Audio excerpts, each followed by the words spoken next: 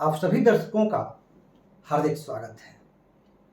प्रिय दर्शकों, आज के इस कार्यक्रम में हम चर्चा करने वाले हैं कि कुंभ राशि के जातकों के लिए वर्ष 2024 क्या लेकर के आने वाला है, कहां इन्हें सावधानी रखनी चाहिए और कहां इन्हें लाभ की स्थिति दिखाई दे रही है, इनका स्वास्थ्य कैसा रहेगा, पारिवारिक जीवन, व्यापार, व्यवसाय, इन सभी विषयों पर हम बात करेंगे।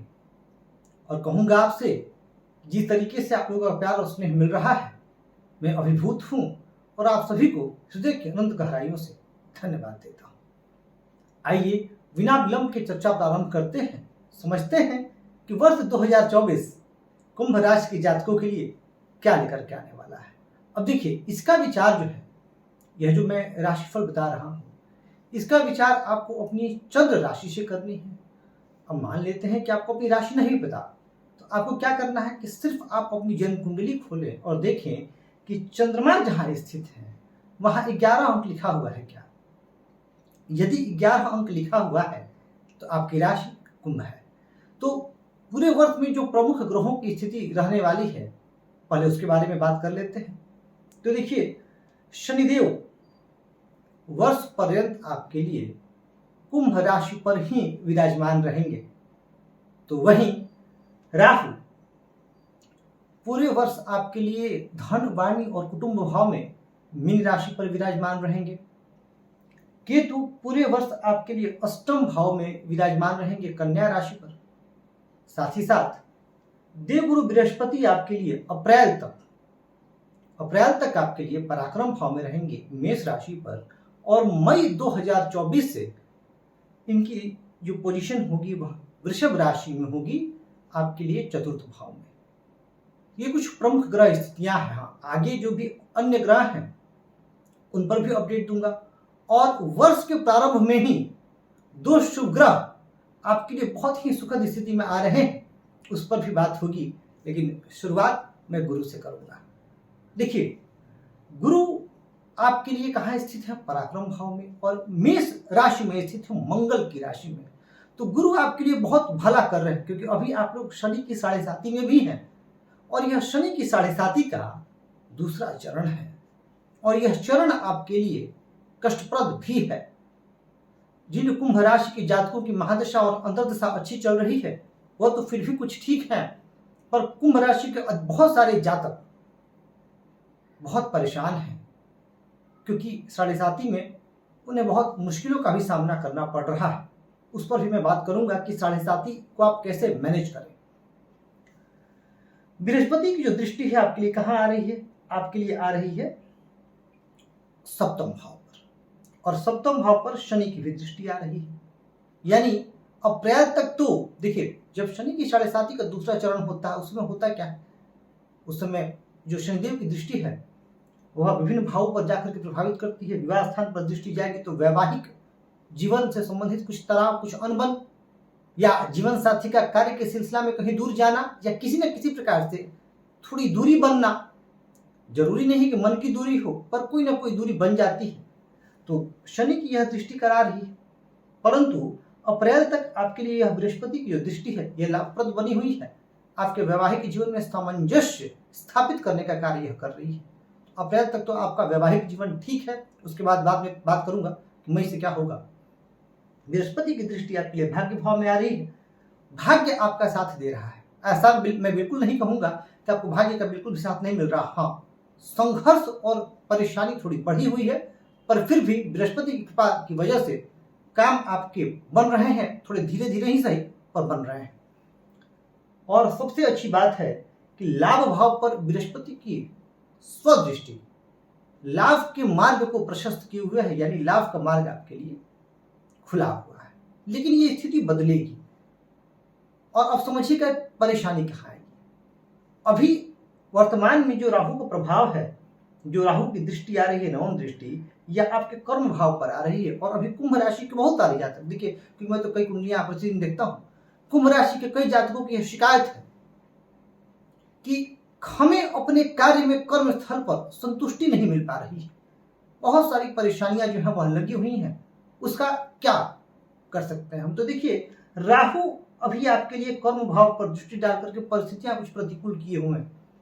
आप जो करना चाह रहे हैं वो आपको मिल नहीं पा रहा है। जिस प्रोजेक्ट में आप काम करना चाहते हैं उस प्रोजेक्ट से हटा दिया जा रहा है, या फिर इसकी भी संभावना बन रही है कि कार्यस्थल पर आपके खिलाफ कुछ साजिश की स्थिति बनी हुई है, या आपके जो बॉस हैं, आपके जो पदाधिकारी हैं, वह आपसे कुछ नाराज है, या आपको जो प्रशंसा की, जिस प्रशंसा के आप हकदार हैं, जिस क्रेडिट के आप हकदार हैं, वह अभी आपको कार्यस्थल पर नहीं मिल रहा है।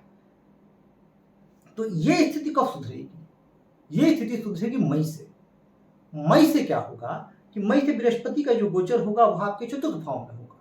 और बहुत सारे शास्त्र और बहुत विद्वान चतुर्थ भाव में बृहस्पति के गोचर को उतना अच्छा नहीं मानते, लेकिन फिर भी अच्छा शत्रु राशि पर इनका गोचर होगा, फिर भी मैं कहूंगा कि यह स्थिति आपके लिए कुछ मामलों में विशेष अनुकूलता देने वाली होगी। खास करके कार्यस्थल के मामले में जिस बेचैनी का आप अनुभव कर रहे हैं वह आपके लिए ठीक होगा।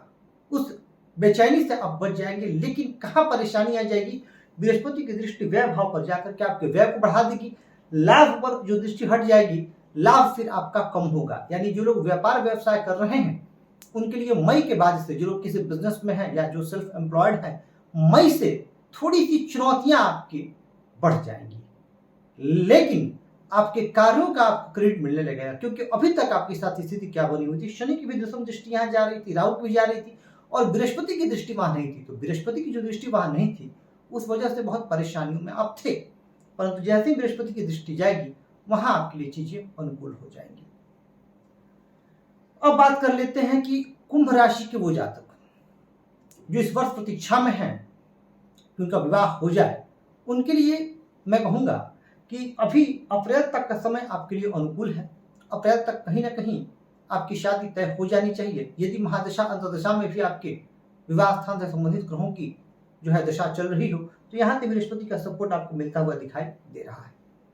बात करें विद्यार्थी वर्ग की, जो लोग स्टूडेंट हैं और कॉम्पिटिटिव एग्जाम्स की तैयारी कर रहे हैं, या उनका अध्ययन कैसा रहेगा, तो देखिए आपके लिए स्थिति क्या बनी हुई है कि आपके लिए अभी शनि देव यह इशारा कर रहे हैं कि आपको कड़ी मेहनत करनी है।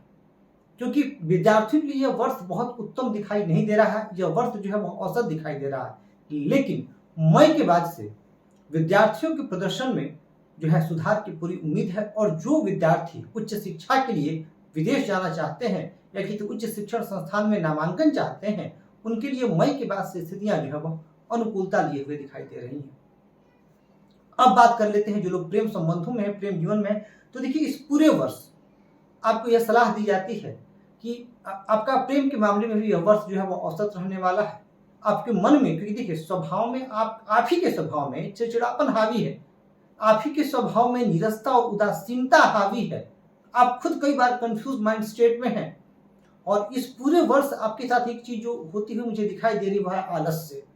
आलस्य आपको बहुत ज्यादा परेशान करेगा, और कई बार आप छोटी छोटी बातों पर भी बहुत चिढ़ जाया करेंगे। तो ये स्थितियां जो हैं आपके कार्मिक क्षेत्र को भी प्रभावित करेंगी और आपके पारिवारिक जीवन को भी प्रभावित करेंगी। जो लोग शादीशुदा जिंदगी में है, विवाहित जिंदगी में है, उनके लिए जो स्थिति बनी हुई है मई के बाद उनके लिए स्थितियां थोड़ी सी प्रतिकूलता लिए हुए हैं, क्योंकि बृहस्पति का प्रभाव आपके सप्तम भाव से हट जाएगा। हालांकि सुख भाव में जरूर आएगा, चतुर्थ भाव भी पारिवारिक सुख को कहीं ना कहीं दर्शाता है, फिर भी आपके अपने जीवन साथी से सामंजस्य में आपको कमी का अनुभव होगा। वैचारिक मतभेद बढ़ने लगेंगे, किसी न किसी वजह से जो है टकराव होगा, और कई बार यह टकराव अहम का भी टकराव बन जाएगा। तो वहीं मई के बाद से जो लोग पार्टनरशिप के बिजनेस में हैं उनके लिए भी स्थितियां चुनौतीपूर्ण बनी हुई हैं। तो यदि आप पार्टनरशिप में कोई बिजनेस करना चाहते हैं, किसी साझेदारी में कोई कार्य प्रारंभ करना चाहते हैं, तो आपको सलाह दी जाती है कि आप मई से पहले अपना बिजनेस प्रारंभ कर दें, क्योंकि मई के बाद स्थितियां आपके लिए चुनौतीपूर्ण रहने वाली है। अब बात कर लेते हैं शनि का। अब शनि का क्या प्रभाव रहेगा? शनि की पूरे वर्ष दृष्टि आपके लिए तृतीय भाव पर रहेगी, जो कि शनि की नीच दृष्टि है। तो पूरे वर्ष आपको भाई बहनों से संबंध पर विशेष ध्यान देना है, और साथ ही साथ कई बार आपके पराक्रम में आपको कमी का अनुभव होगा, क्योंकि मैंने पहले भी कहा कि आलस्य की जो मात्रा है, तो आपको इस पूरे अवधि में, पूरे वर्ष 2024 में काम टालने की आदत से बचना होगा। यह आपके लिए बहुत उचित होगा। यदि आप काम टालेंगे तो फिर आप परेशानी में होंगे। जब जो काम जिस समय दिया जा रहा है आपको प्रयास होना चाहिए कि उसी समय में करें। फिर भी चूंकि साढ़े सात का प्रभाव है तो व्यर्थ की भाग दौड़ और व्यर्थ के कार्यों में भी संलिप्तता आपकी रहेगी। सप्तम पर शनि की दृष्टि की वजह से वैवाहिक जीवन तो प्रभावित होगा ही, और दशम पर दृष्टि की वजह से कार्मिक क्षेत्र में भी आपको कुछ तनाव का अनुभव होगा। अच्छा, इस पूरे वर्ष आपके साथ एक चीज होगी, आपको अपने स्वास्थ्य को लेकर के विशेष सजग रहना है, क्योंकि शनि के प्रथम भाव में जो स्थिति है यह आपको कुछ मानसिक चिंताएं भी देगी, और इन मानसिक चिंताओं की वजह से आप परेशानी में भी रहेंगे। बात कर ली जाए राहु की, तो जो राहु की दृष्टि है, राहु की दृष्टि आ रही है आपके छठे भाव पर, तो छठे भाव पर जो राहु की दृष्टि है यह आपके शत्रुओं के लिए, मतलब शत्रुओं पर आप हावी रहेंगे। शत्रु आपका कुछ नुकसान नहीं कर पाएंगे, शत्रु तो होंगे पर आप उन शत्रुओं पर हावी रहेंगे। फिर भी गुप्त शत्रु कुछ हद तक आपको परेशान कर सकते हैं। मई के बाद से अष्टम भाव पर राहु, केतु और गुरु तीनों का प्रभाव होगा, तो मई के बाद से इसकी प्रबल संभावना बन रही है कि अचानक कुछ धन लाभ आपको मिलता हुआ दिखाई दे रहा है। वह धन लाभ ससुराल से हो सकता है, वह धन लाभ स्टॉक मार्केट के द्वारा हो सकता है, कहीं ना कहीं से कुछ अचानक धन लाभ आपको मिलता हुआ दिखाई दे रहा है। तो वहीं राहु की जो दृष्टि दशम भाव पर है उसकी बात मैंने कर ही ली। अब मैंने कार्यक्रम की शुरुआत में एक बात कही थी कि वर्ष के प्रारंभ में शुभ ग्रहों की कुछ ऐसी स्थिति बन रही है जो वर्ष प्रारंभ में आपको कुछ अनुकूलता प्रदान करेगी। बिल्कुल, वर्ष प्रारंभ में बुध और शुक्र आपके लिए दशम भाव में विराजमान रहेंगे, और वर्ष प्रारंभ में जब ऐसे शुभ ग्रह की स्थिति बनती है तो यह एक इशारा होता है कि आने वाला जो यह पूरा वर्ष है वह कहीं ना कहीं आपके लिए बढ़िया जाएगा। और यह स्थिति बन कहाँ रही है, यह स्थिति बन रही है आपके कर्म भाव में बुध और शुक्र। तो यह बहुत अच्छी स्थिति है आपके लिए, शनि और राहु के दुष्प्रभाव को कम करेगी यह स्थिति। और जनवरी से अप्रैल के बीच में जो लोग किसी नौकरी में हैं वह उनकी पदोन्नति की पूर्ण संभावना दिखाई दे रही है। जो लोग व्यापार या व्यवसाय में हैं उनके लिए भी बहुत ही सुनहरा अवसर दिखाई दे रहा है, और इसकी प्रबल संभावना दिखाई दे रही है कि आपके कार्यों का रिकॉग्निशन मिले आपको, और कार्य के सिलसिले में आपकी लंबी यात्राएं भी जो है वह दिख रही है कि आपको लंबी यात्राओं पर जाना पड़े या फिर कहीं ना कहीं विदेश यात्राओं पर भी जाना पड़े, इसकी भी पूर्ण संभावना दिखाई दे रही है। तो ये बहुत ही श्रेष्ठतम स्थिति बन रही है। अब समझते हैं कि आपको सावधानियां क्या रखनी है। तो देखिए, सावधानी आपको चूंकि साढ़े साती चल रही, मैंने शुरू में ही कहा कि मैं बताऊंगा कैसे मैनेज करना है। तो देखिए, जो साढ़े साती चल रही है उसके लिए आपको यह ध्यान रखना है कि वर्ष 2025 के अप्रैल मार्च तक तो शनि की यही स्थिति रहने वाली है। तो इसके लिए आपको सावधानी ये रखनी है कि जब लग्न में शनि है तो आपको अपने कार्य में ईमानदार रहना है, किसी भी प्रकार से नशे से आपको दूर रहना है, और आपको अपनी साफ सफाई का विशेष ध्यान रखना है, और आलस्य से बचना है, काम टालने की आदत से बचना है। और वाणी भाव पर राहु है, और कई बार देखिए जब वाणी भाव में राहु हो ना तो कई बार मुंह से ऐसी चीजें निकल जाए, आप बोलना नहीं चाहते हैं पर मुंह से कई बार ऐसी चीजें निकल जाती हैं जो आपके लिए कलंक का कारण बन जाती हैं, अपयश का कारण बन जाती हैं। आप बोलना कुछ और चाह रहे होते हैं, उसका मतलब कुछ और निकाल करके आपको बदनाम किया जाता है। तो आपको क्या बोलना है, कब बोलना है, संयमित वाणी का प्रयोग आपको इस पूरे वर्ष करना है, नहीं तो राहु की यह जो स्थिति है आपके लिए कष्टकारी बन सकती है। आपको अपने परिवार और कुटुंब में भी बहुत सावधानी से रहना है, क्योंकि एक तो साढ़े साती और दूसरे राहु की यह स्थिति, यह आपके परिवार और कुटुंब में भी जो है आपका सम्मान कम करा सकती है। परिवार और कुटुंब में कलह का वातावरण, विवाद का वातावरण, ये परिस्थितियां भी दिखाई दे रही हैं। तो वाणी को आपको संयमित रखना है। संयमित वाणी का यदि आप प्रयोग करते हैं तो आपके लिए बहुत श्रेष्ठ होगा। मई के बाद से क्या होगा कि मई के बाद से आपके खर्चों में बहुत वृद्धि हो जाएगी। जहां एक तरफ तो आपके कार्मिक क्षेत्र में आपका उत्थान है वह दिखाई दे रहा है, लेकिन वहीं खर्चों में जो है आशातीत वृद्धि भी दिखाई दे रही है। तो इस पूरे वर्ष आपको अपने खर्च को मैनेज करने के लिए पुरजोर प्रयास करना चाहिए। ये 2-3 सावधानियां रखेंगे आप इस पूरे वर्ष। और हाँ, सबसे इंपॉर्टेंट स्वास्थ्य ही सबसे बड़ा धन है। हेल्थ इज वेल्थ, पहला सुख निरोगी काया।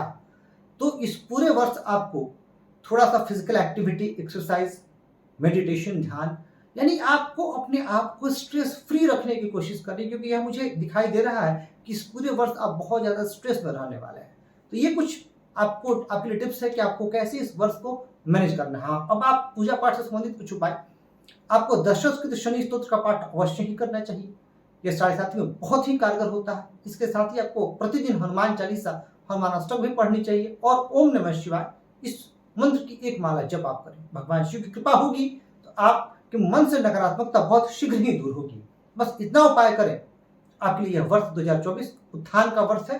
कुछ संघर्ष तो होगा ही, क्योंकि 7.5 भी साथ में चल रही है। अच्छा, एक चीज कहूंगा कि 7.5 सबके लिए बुरी नहीं होती, इस बात को याद रखिए। 7.5 से लोग डरते हैं, पर सबके लिए बुरी नहीं होती। जिनकी कुंडली में शनि की स्थिति कमजोर है उनके लिए ही परेशानी है। अदरवाइज 7.5 में भी मैंने बहुत लोगों को उत्थान करते देखा है, तो बहुत ज्यादा चिंतित होने की आवश्यकता नहीं है। मैं आप सभी के स्वस्थ, सुखी, यशस्वी और दीर्घायु जीवन की कामना करता हूँ और प्रभु से प्रार्थना करता हूँ कि आप अपने जीवन काल में खूब उन्नति करें, खूब तरक्की करें। इस कार्यक्रम में इतना ही। धन्यवाद।